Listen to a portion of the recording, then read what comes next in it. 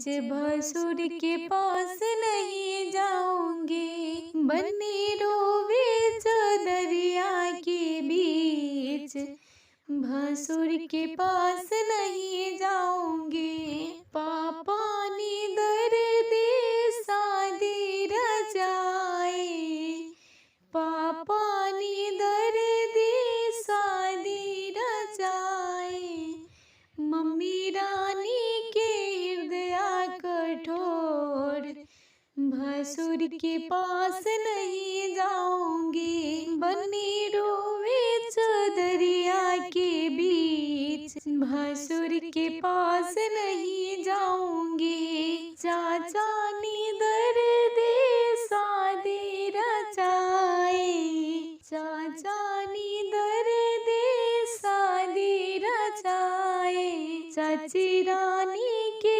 हृदय कठोर, भसुर के पास नहीं जाऊंगी, बन्नी रोवे दरिया के बीच भसुर के पास नहीं जाऊंगी। भैया ने दर्द शादी रचाए, भैया ने दर्द शादी रचाए, भाभी रानी के हृदय कठोर, भसुर के पास नहीं जाऊंगी, बन्नी रोवे दरिया के बीच भसुर के पास नहीं जाऊंगी।